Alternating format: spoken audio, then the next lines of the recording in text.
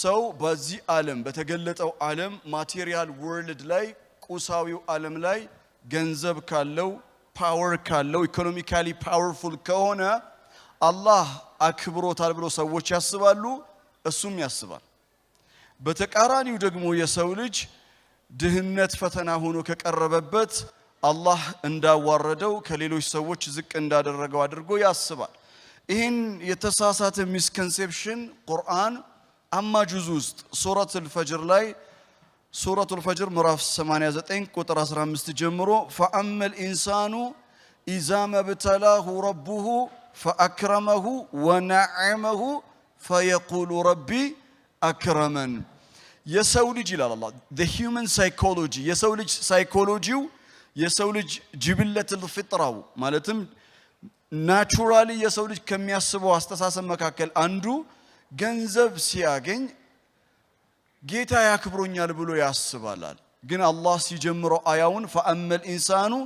إذا ما ابتلاه ربه ነው የሚለው ጌታው በፈተነው ጊዜ ነው የሚለው ማለትም ምንድነው ፈተናው فأكرمه ونعمه ነው የሚለው የተሰጠው ኒዕማ የተሰጠው ጸጋ ፈተና ነው የሚለው አላህ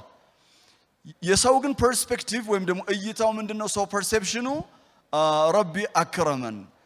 ያለማቋረጥ ኮንቲኒየስሊ የሚለው فيقول ربي أكرمن የተሳሳተ ግንዛቤ ነው አንድ ማግኘት ፈተና ነው አለ አላህ ቀጥሎ ሁለተኛው ቁጥር 16 ላይ ሱረቱል ፈጅር وأما إذا ما ابتلاه አሁንም ጌታው በፈተነው ጊዜ وأما إذا ما ابتلاه فقدر عليه رزقه ርዝቁን በሚይዝበት ጊዜ فيقول ربي أهانن ጌታዬ አዋርዶኛል ከሌሎች ዝቅ አድርጎኛል ብሎ ሰው ያስባላል ያገኘው አክብሮኛል ይላል ያጣው ደግሞ እኔን አዋርዶኛል ይላል ይሄ የተሳሳተ የሰው ልጅ ሳይኮሎጂ ነው ቁርአን እንዴት ያርመዋል በሚቀጥለው አያ እርምት ይሰጣል እርምቱ ከላ ነው ከላ እርምቱ ከላ ይሄን አይነት ليس الامر كما تظنون ነገሩ እናንተ እንዳሰባችሁት ነገሩ እናንተ ተፍኪር እንዳደረጋችሁት አይደለም ፍጹም የተሳሳተ ግንዛቤ ነው